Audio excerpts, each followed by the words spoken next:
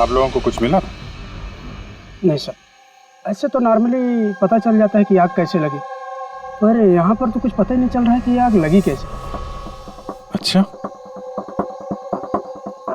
ठीक है, देखो एम्बुलेंस कहाँ तक पहुंची। जी सर।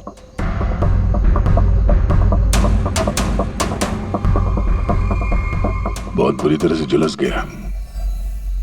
कमाल है, कुछ पता ही नहीं चल रहा कि आग कैसे लगी है।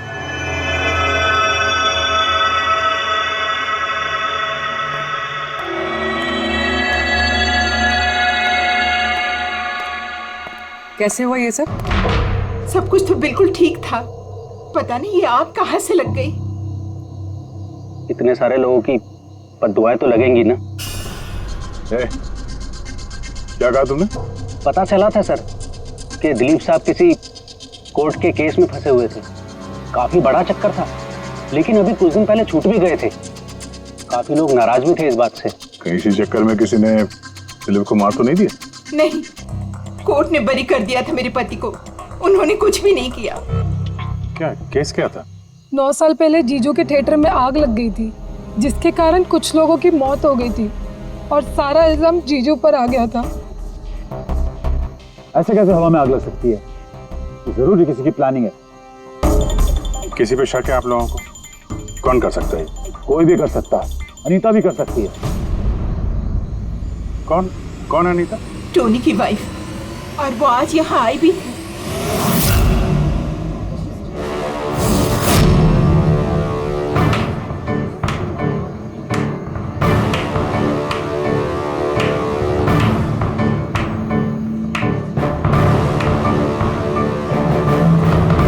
अनीता दूसरों का घर बर्बाद करके अपने परिवार के साथ खुशियां मनाई जा रही है। वेरी गुड, वेरी गुड, वाह। लेकिन एक बात याद रखना, उन लोगों की तरह तुम भी तड़प तड़प के मरोगे। सिक्योरिटी! ए चुप! आवाज नीचे। निकालो उसको बाहर, निकालो! आउट! लगता है तुम दोनों अपने अंजाम से वाकिफ नहीं। तुम्हारा बुरा समय अब शुरू हो गया है, याद रखना। तूने जो किया है ना मेरे टोनी के साथ, याद रखना, इसके बाद तू नहीं बचेगा। सुना तूने? ले जा उसको। तू नहीं बचेगा, नर्क में चलेगा तू। अरे देख क्या रहा है, ले जा इसे।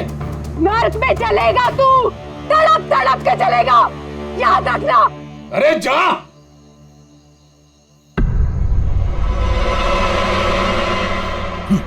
Let's enjoy Rohan. अरे भूल जाओ।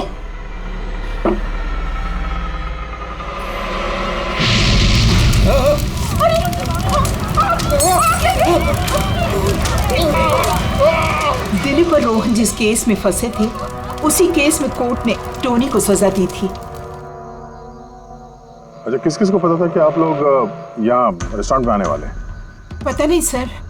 अच्छा, दिलीप जी के आने से पहले इस चेयर के आसपास किसी को देखा था क्या? किसी अनजान आदमी को? नहीं सर, किसी को नहीं देखा सर। ये टेबल किसने रिजर्व किया था? दिलीप जी का फोन आया था, कह रहे थे कि हमारे लिए टेबल रिजर्व रखो। हमेशा यहीं बैठते थे, इसी टेबल इसी चेयर पर, रेगुलर कस्टमर थे हमारे। किसी को पहले से पता था कि दिलीप यहाँ इसी टेबल पे बैठेगा? सर, कुर्सी के पास तो ऐसी कोई चीज नहीं है जिससे आग लग सकती हो। कमाल की मिस्ट्री है यार। सीसीटीवी कैमरा,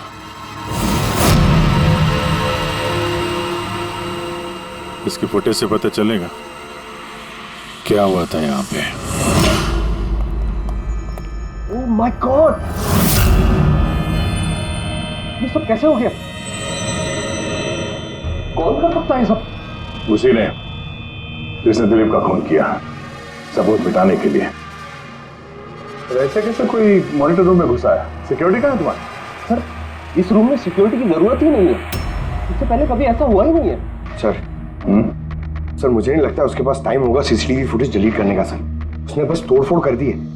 अगर हम किसी एक्सपर्ट को बुलाते हैं सर, तो वो शायद हार्ड डिस्क से रिकवर कर पाए सर।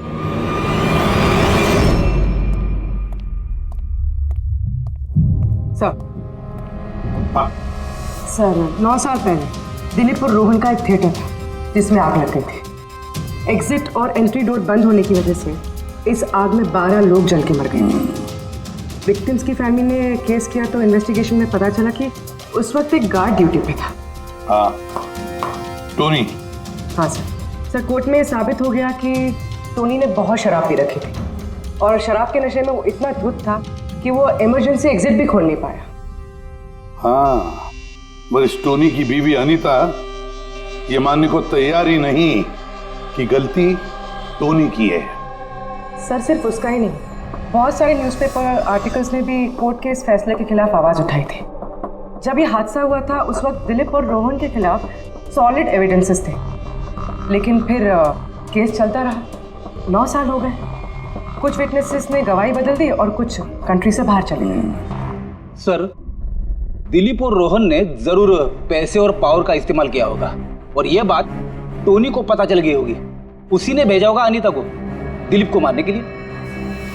पर फ्रेडी, जब अनीता वहां थी ही नहीं तो आग लगाई कैसे?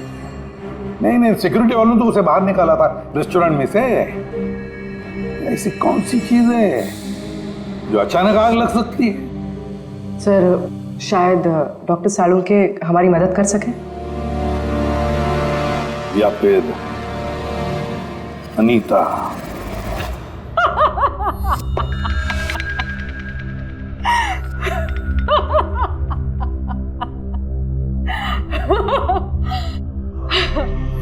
किस बात पे इतना हैरान है? मेरी हंसी पे?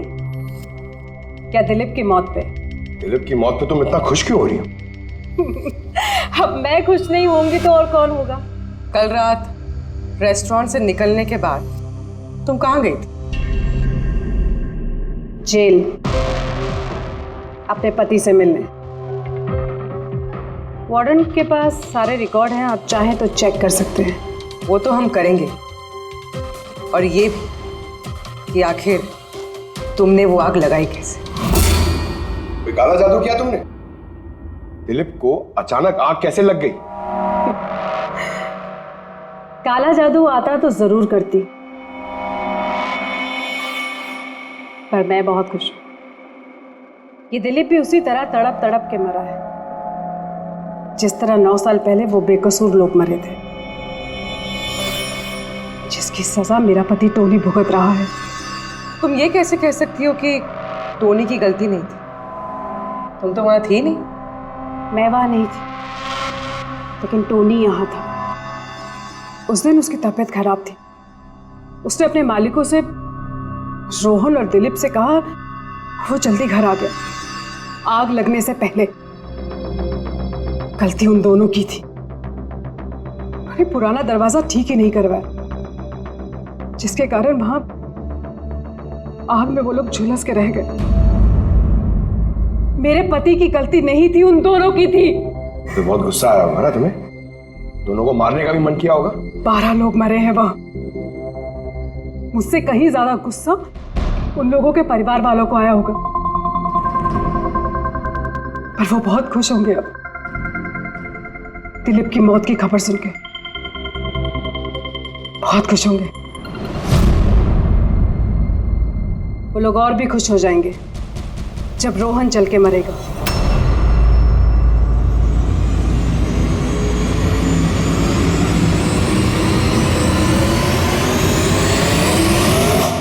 सर 42 लोग हैं, उन 12 विक्टिम के करीबी रिश्तेदार और फैमिली वाले। सस्पेक्ट ज्यादा और वक्त कम।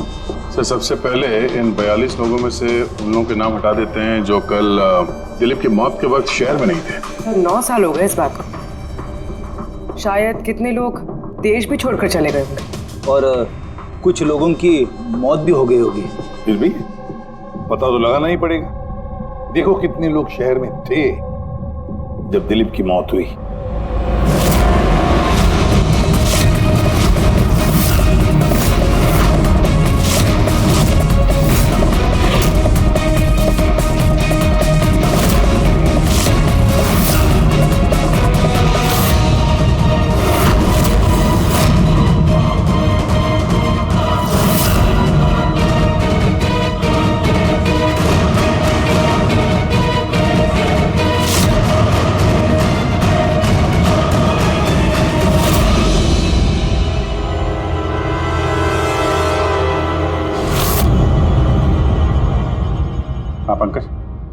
कितने बजे?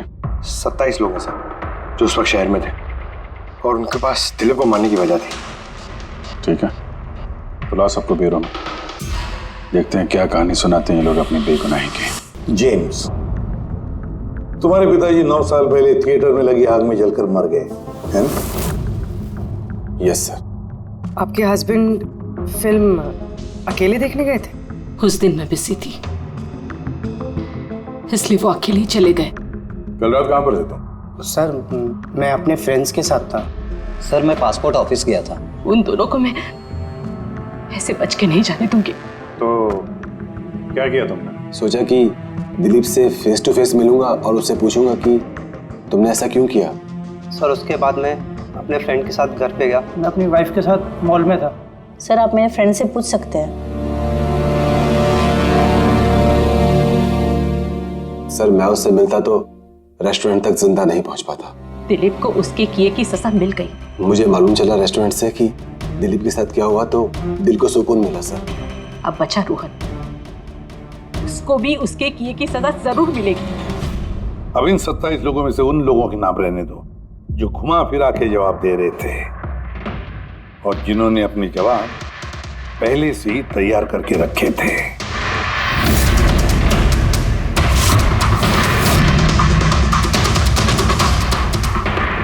सर अब 15 बजे। अब इन 15 लोगों को उस दिन के बारे में पूछते हैं जब 9 साल पहले थिएटर में आग लगी थी। देखते हैं किसे सबसे ज्यादा गुस्सा आता है, कौन मुंह फेर लेता है। सर मेरा भाई 10वीं पास हो गया था। उसने कहा पार्टी देनी है, दोस्तों को पिक्चर दिखाना है, पैसे दो। सर मैंने वो पैसे उसे दे दिए। काश वो पैसे मुझे उसे देने नहीं चाहिए थे सर। जिसने भी ये किया बहुत अच्छा किया। आज मैं खुश हूं, आज मैं बहुत खुश हूं। कुमार साहब, आप यूनिवर्सिटी में फिजिक्स के प्रोफेसर हैं, है ना? Yes sir, head of the department physics. लेकिन मेरे खुद के बेटे को पढ़ाई में कोई इंटरेस्ट नहीं था। बहुत डांटता था मैं उसे, लेकिन अनिकेत के ऊपर कभी कोई फर्क नहीं पड़ा। एक नंबर का बदमाश बन गया था वो। उस दिन भी वो कॉलेज से बंक करके दोस्तों के साथ फिल्म देखने चला गया और सर और वापस घर पे कभी नहीं आया। हिमेश, राइट, कॉन्ट्रैक्टर हो ना तुम? हाँ सर। हिमेश, 9 साल पहले तुम अपनी पत्नी के साथ फिल्म देखने गए थे उस थिएटर में। नई शादी हुई थी मेरी। सलोनी के साथ फिल्म देखने के लिए गया था। उसको भूख लगी थी। मैं समोसे लेने के लिए बाहर गया। मैं वापस आया तो देखा वहां के दरवाजे लॉक हो गए थे। वहां अंदर से लोगों के चिल्लाने की आवाज आ रही थी और धुआं निकल रहा था वहां से। सलोनी, मैंने सब दरवाजे खोलने की बहुत कोशिश की। सलोनी, मैंने बहुत कोशिश की। मैं पागलों की तरह दरवाजा को ठोकता रहा, पीटता रहा। सलोनी, सलोनी, सलोनी, सलोनी, सलोनी चिल्लाता रहा। अरे कोई दरवाजा खोल दो यार। सलोनी, सलोनी। लेकिन मैं कुछ नहीं कर सका सर, मैं कुछ नहीं कर सका। अपनी सलोनी को मैं बचा नहीं सका। वहां पे एक गार्ड भी था ना, टोनी, उससे भी दरवाजा नहीं खुला क्या? नहीं था सर। वहां कोई और गार्ड, किसी और को देखा था तुमने? कोई नहीं था सर, कोई नहीं था। मैं 9 साल पहले जो बात कोर्ट में कहा वही आज कह रहा हूं। जब सिनेमा हॉल में आग लगी थी उस वक्त टोनी वहां पर नहीं था सर।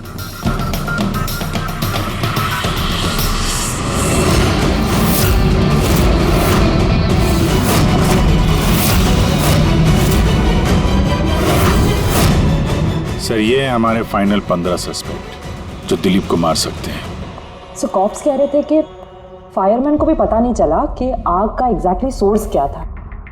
उन लोगों को तो जनरली ढूंढ कर पता चल जाता है। कि वहां पर ऐसी कौन सी चीज थी जो तुरंत आग पकड़ती है,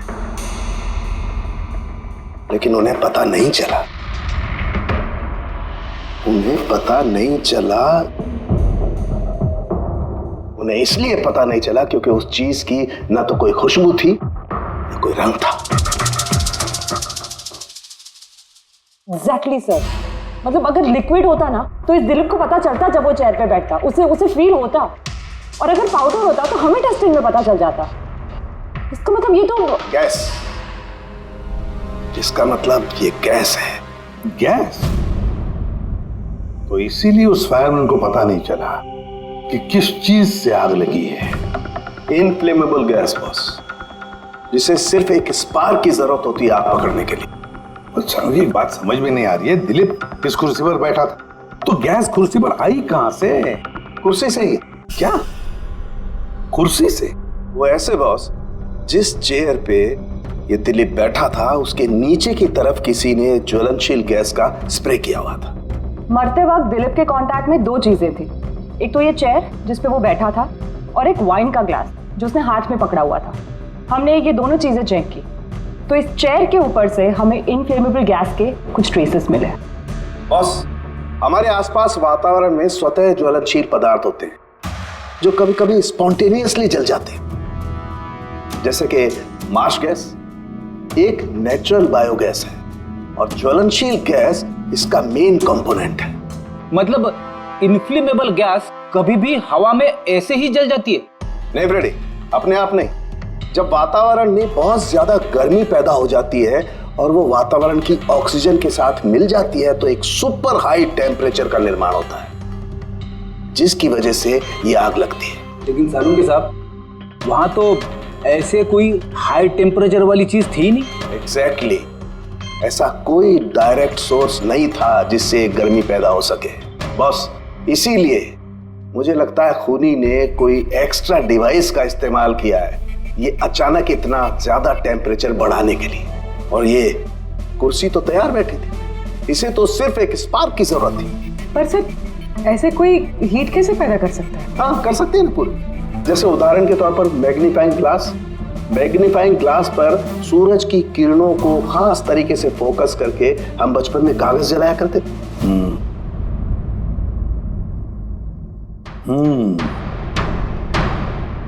लगता है इस रेस्टोरेंट में फिर से जाना पड़ेगा, पता लगाना पड़ेगा किस चीज से आग लगी।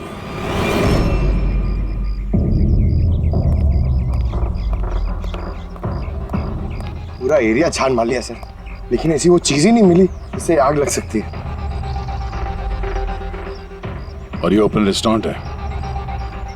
जब खूनी ने दिलीप के चेयर के नीचे वो इनफ्लेमेबल गैस स्प्रे किया तो किसी ने तो देखा होगा। वही तो, चेयर में अपने आप आग लग गई और दिलीप चल के मर गया। किसी ने कुछ देखा नहीं और ना ही कोई सबूत हमारे सामने आ रहा है। सर, उस डेटा एक्सपर्ट ने सीसीटीवी फुटेज रिकवर कर ली है, आप देख सकते हैं सर। गुड, तुम लोग यार देख लो, तब तक मैं देखता हूँ यहाँ पे कुछ मिलता है क्या। सर, दिलीप और उसकी फैमिली के आने के 15 मिनट के पहले की फुटेज है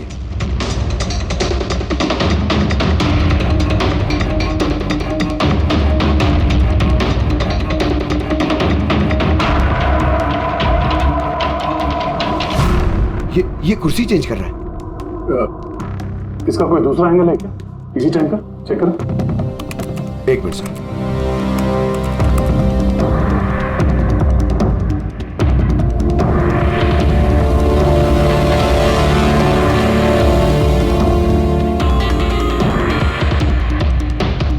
ये कुर्सी के साथ क्या कर रहा है? गैस स्प्रे कर रहा है क्या? हाँ, उसने अपने चेयर पे गैस स्प्रे किया और उसने अपनी कुर्सी को उस कुर्सी से बदल दी जिस पे दिलीप बैठने वाला था।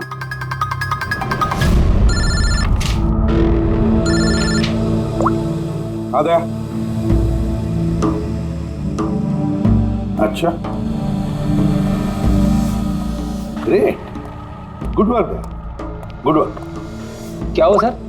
जिसने भी दिलीप की कुर्सी के साथ छेड़खानी की ना, उसका पता चल गया है। वो एक आदमी है, उसका मिलता जुलता हुलिया भी मिला है।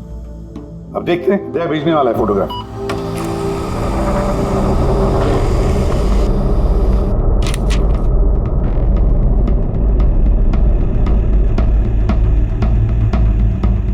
खूनी इन बचे लोगों में से ही कोई एक है, इन्हीं में से एक। और अब इसका अगला शिकार रोहन है।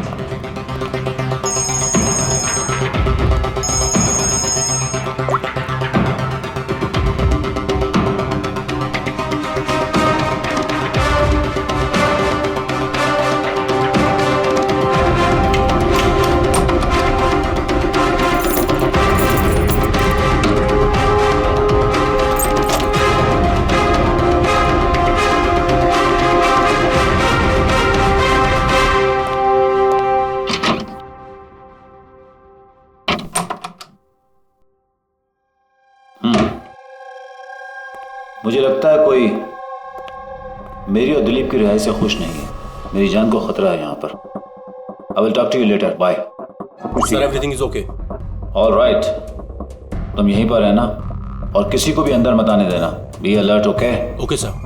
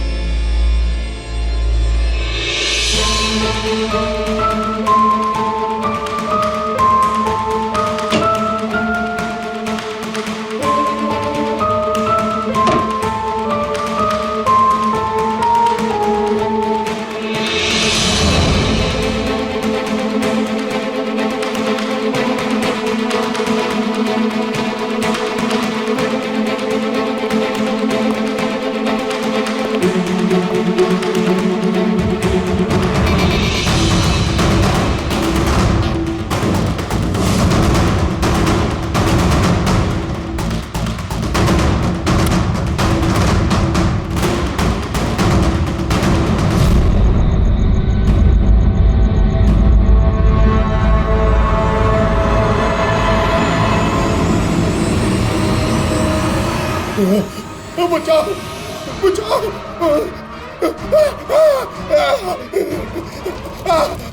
बचाओ, परे परे बचाओ बचाओ,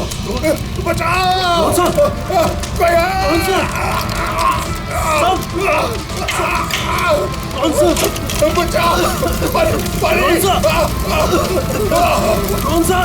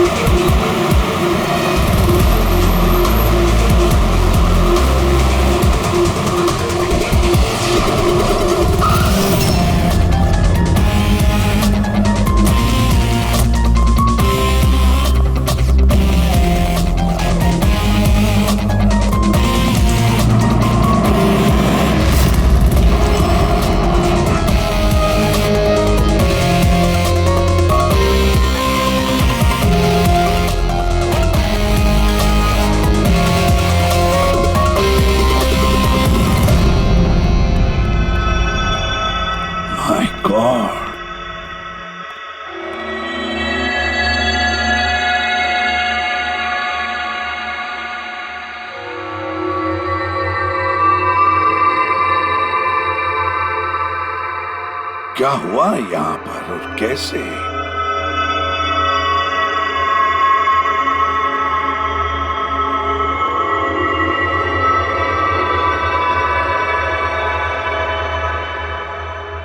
यहाँ पर भी और किसी किस्म की कोई स्मेल नहीं है, इस जली हुई लाश की बदबू के। यानी ये मर्डर भी इन्फ्लेमेबल गैस से हुआ है? शायद। ये सब हुआ कैसे? हाँ? सर मैं रोहन सर का बॉडीगार्ड हूं सर। अच्छा, तो फिर ये आप लोग कहाँ थे जब ये सब हुआ? सर रोहन सर ने मुझे बाहर निगरानी के लिए कहा था, तो थोड़ी देर के बाद सर उनके चिल्लाने की आवाज आई तो मैं उनके कमरे की तरफ भागा, लेकिन सर दरवाजे के चारों तरफ से धुआं देखा तो मैं दूसरी चाबी से दरवाजा खोल के अंदर गया तो देखा कि सर रोहन सर जले पड़े थे। आप लोगों को भी कुछ पता नहीं है। कमाल है, कमरे के अंदर कोई लीड नहीं मिला, शॉर्ट सर्किट नहीं हुआ है, ये पर्दा अंदर से बंद है, ये विंडोज परमानेंटली क्लोज्ड है, कोई बाहर से अंदर भी नहीं आ सकता।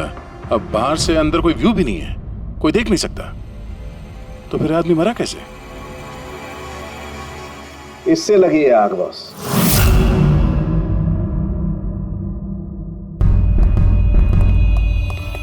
ये इस चीज से ये है क्या सर? फिलामेंट है। फिलामेंट? इलेक्ट्रिक बल्ब के अंदर का फिलामेंट। और जब इस फिलामेंट में इलेक्ट्रिक करंट पास होता है तो ये गर्म होकर के लाल हो जाता है। बॉस, खूनी ने भी इसी टेक्निक का इस्तेमाल किया है उस ज्वलनशील गैस को जलाने के लिए। पर वहां रेस्टोरेंट में जहां पर दिलीप की मौत हुई थी, वहां पर तो हमें ऐसा कोई फिलामेंट वगैरह नहीं मिला। बॉस, इतनी छोटी सी चीज है, वो खुली जगह है, उड़ गई होगी शायद कहीं, लेकिन यहाँ तो पूरा कमरा बंद है, इसीलिए पलंग के नीचे मिल गया मुझे। लेकिन सर, फिलामेंट से करंट पास होने के लिए वायर्स का कोई ना कोई कनेक्शन तो होना चाहिए ना बेड तक। होगा, यही कहीं होगा जरूर। तब पूरा बेड चेक कर लिया हमने, कमरा चेक कर लिया, ऐसा तो यहाँ पे कुछ भी नहीं मिला सर। दया,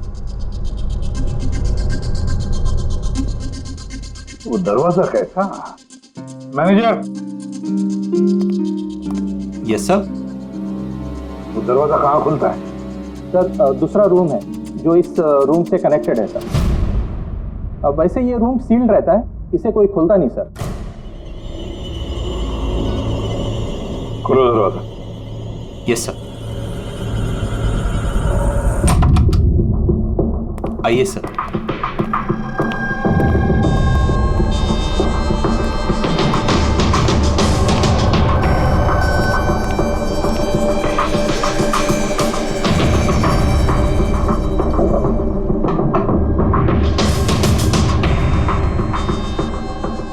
मैनेजर साहब, किसका कमरा है ये? कौन रहता है इस कमरे में?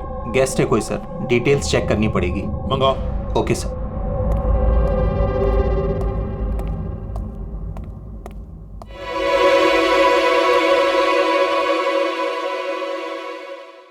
सर, वहां उस कमरे में जो कुछ भी हुआ है सर, वो इसी कमरे से किया गया। लेकिन अगर करंट इस रूम से पास किया गया है तो यहाँ से उस बेड तक कोई ना कोई वायर तो होनी चाहिए ना। और अगर वायर अगर होती तो बॉस रोहन को दिखाई भी देनी चाहिए। हाँ, शायद उसके बॉडीगार्ड ने भी देखा हो। बुलाओ उसके बॉडीगार्ड को। आप आओ यहाँ।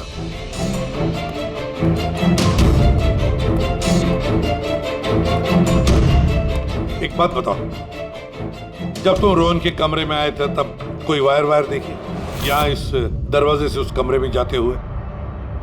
कुछ भी नहीं सर, रोहन सर के रूम के अंदर जाने से पहले मैंने रूम को पूरी तरह से चेक किया था सर, लेकिन वायर जैसी कोई चीज उस रूम में नहीं दिखाई दी। ठीक है, जाओ तुम। जो कुछ भी हो दया, खूनी ने इसी दरवाजे का इस्तेमाल किया। इस दरवाजे से वो रोहन के इस कमरे में आया, उसने बेड पर इन्फ्लेमेबल गैस स्प्रे किया और किसी भी तरह से फिलामेंट को करंट दे दिया। बस फिलामेंट गर्म हो गई और इन्फ्लेमेबल गैस ने आग पकड़ ली, रोहन की मौत हो गई। बस एक बात पक्की है, ये जो कोई भी है उससे इलेक्ट्रिक और केमिकल्स की बहुत अच्छी जानकारी है। प्रोफेसर कुमार, फिजिक्स का प्रोफेसर कुमार, उससे बढ़कर और कौन जान सकता है इस सारे मामले में? दया, अच्छा इस प्रोफेसर कुमार से मिल लो। अच्छा दया, मैं भी चलता हूं तुम्हारे साथ।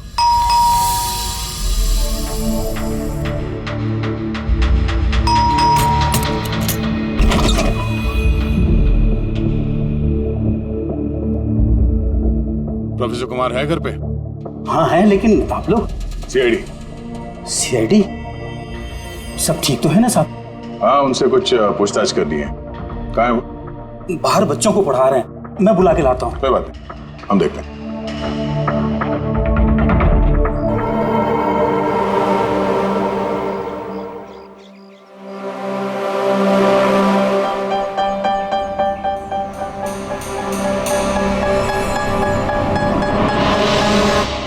मिस्टर कुमार, हमें आपसे कुछ पूछताछ करनी है। पूछिए, क्या पूछना है? इसे पहचानते हैं आप? ये तो फिलामेंट है। गुड, सही पहचाना आपने। आपको पता ही ये फिलामेंट हमें कहाँ से मिला? ये तो आप ही को पता होगा कहाँ से मिला आपको। रोहन के पेट के नीचे से। कल रात उसी पेड़ पे रोहन जल के मर गया। व्हाट? रोहन की भी डेथ हो गई? कल रात आप कहाँ पर थे? रात 9 से लेकर सुबह 3 बजे तक। आप मुझ पर शक कर रहे हैं? ये हमारे सवाल का जवाब नहीं हुआ मिस्टर कुमार।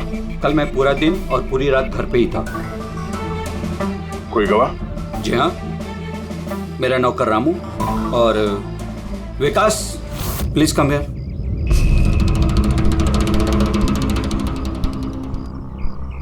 Yes sir. इन्हें बताओ मैं कल कहाँ था। सर हमारे एक्स्ट्रा क्लासेस ले रहे थे यहीं पे सर।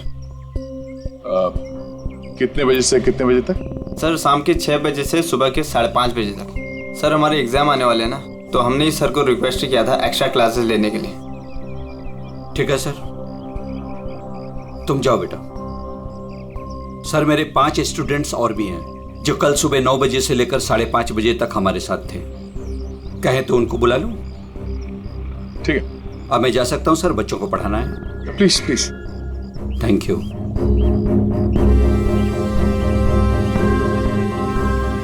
हाँ तो बच्चों में ये कह रहा था कि बिना सोल्डरिंग वायर के भी हम मदरबोर्ड फिक्स कर सकते हैं with the help of adhesive conductor.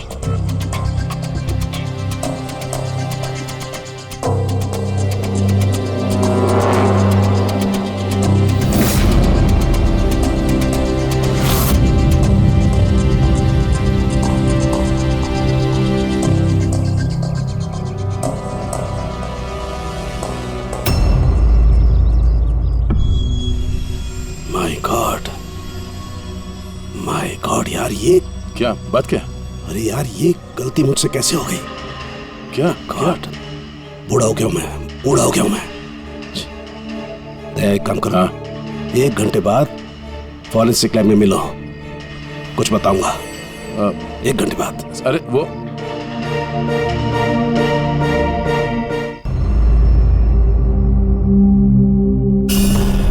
लो बस एक काम करो, इस स्विच से इन बल्ब्स को जलाओ। इस स्विच से? इस स्विच से? हाँ, इस स्विच से। यार ना कोई कनेक्शन है, कुछ है, कैसे जलेंगे ये? तुम सवाल मत किया करो, कभी कभी मेरी बात भी मान लिया करो यार। कभी कभी। ये ले। क्या सर, ये तो कुछ हुआ भी नहीं। होगा होगा। अरे क्या होगा? होगा ही नहीं। अरे होगा यार, बिलीव नहीं होगा। 1 मिनट। क्या इसकी तबीयत ठीक है ना? हाँ? तो पता नहीं क्या हुआ है, वो जब से वो प्रोफेसर कुमार से मिलके आया ना, बस बल्ब के साथ ही खेले जा रहे हैं। बात बताओ, वो फिंगरप्रिंट्स का क्या रिपोर्ट आया? वही जो फिंगरप्रिंट्स उन्हें होटल वाले से लिए थे और रूम में उठाए थे। तो फिंगरप्रिंट तो बहुत सारे मिले, लेकिन सारे स्टाफ मेंबर्स के ही हैं, उसके अलावा और किसी के नहीं मिले। ये कैसे हो सकता है? तो भाई साहब जरा इधर भी ध्यान दीजिए। हाँ हाँ, ध्यान है। हाँ।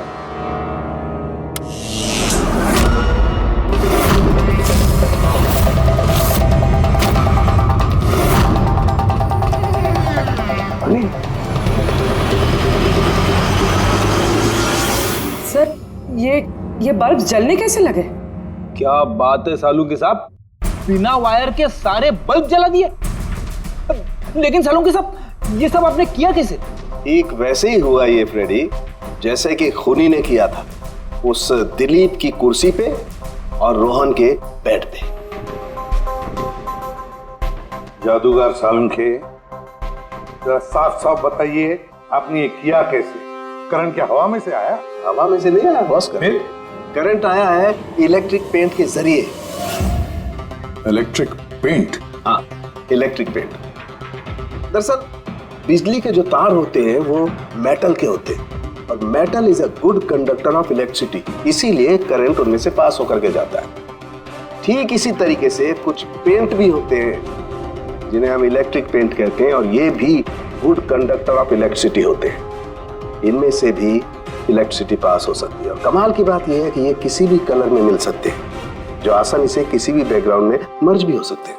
ओह, इसीलिए मैं होटल रूम में और रेस्टोरेंट में कुछ दिखा नहीं सर। Exactly that. खूनी ने दरअसल होटल के कमरे का और रेस्टोरेंट के फ्लोर का दोनों का कलर इस कलर के साथ मैच किया, इसीलिए हमें दिखाई नहीं दिया। तो ये इलेक्ट्रिक करंट, आई मीन ये जो इलेक्ट्रिक पेंट है, ये आसानी से मिल जाता है? हाँ, मिल जाते हैं। दरअसल इलेक्ट्रिक सोल्डरिंग और रिपेयरिंग के काम में आते हैं, और इनकी सबसे बड़ी खासियत ये है कि ये आमतौर पर नंगी आंखों से दिखाई नहीं देते, सिर्फ इंफ्रारेड लाइट में ही ये दिखाई देते हैं। मैं दिखाता हूं।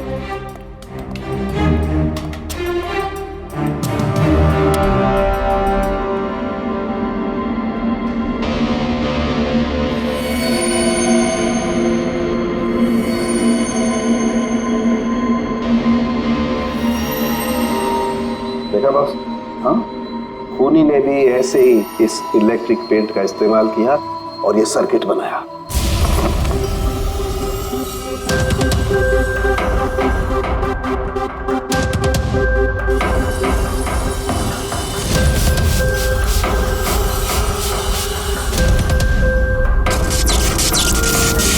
एक बात तो पक्की है, ये जो भी कोई है उसे इन सारी चीजों की पक्की जानकारी है। मगर सर, इनमें से खूनी कौन है? इस प्रोफेसर से तो मिल लिए सर, ये तो नहीं है। ये बंसी? बंसी तो एक क्लर्क है, और मुझे नहीं लगता कि एक क्लर्क को साइंस की इतनी जानकारी होगी। सर, इनमें से सबसे ज्यादा पढ़े लिखे तो ये प्रोफेसर ही लग रहे हैं। कोई ऐसा जो प्रोफेसर जितना इंटेलिजेंट तो नहीं है, लेकिन इसे इन सब चीजों की जानकारी है।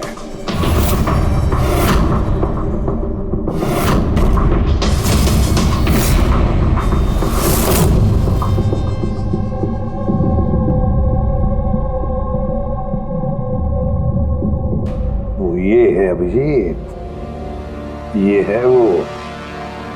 याद है क्या कहा था इसने कि क्या काम करता?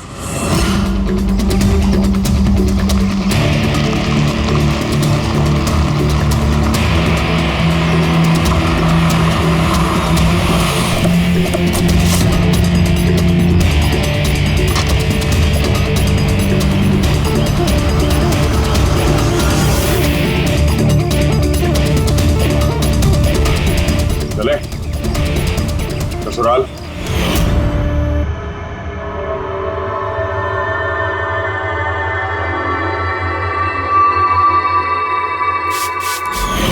दिलीप और रोहन पर केस हुआ था, लेकिन मुझे मालूम था अपने पैसे और पावर के दम पर वो छूट जाएंगे। लेकिन उनके पास पैसा था तो मेरे पास दिमाग। कई महीनों तक उनका पीछा किया, वो कहां जाते हैं, क्या करते हैं, किससे मिलते हैं, सब कुछ। आखिर मैंने दोनों को मारने की तरकीब ढूंढ ही निकाली, इलेक्ट्रिक पेंट्स और सर्किट्स के जरिए। ये दोनों के बारे में मुझे अच्छी खासी जानकारी थी। बस दे दी दोनों को सजा, दोनों को मार दिया जिंदा जलाकर, जैसे उन्होंने मेरी सलोनी को मारा था। हिमेश, तुम्हारी पत्नी के साथ जो कुछ भी हुआ उसका हम सबको अफसोस है, लेकिन दिलीप और रोहन को मारकर तुम्हें क्या मिला? क्या तुम्हारी पत्नी वापस आ गई?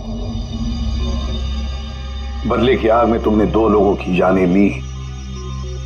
कानून तुम्हें कभी माफ नहीं करेगा, तुम्हें कड़ी से कड़ी सजा होगी।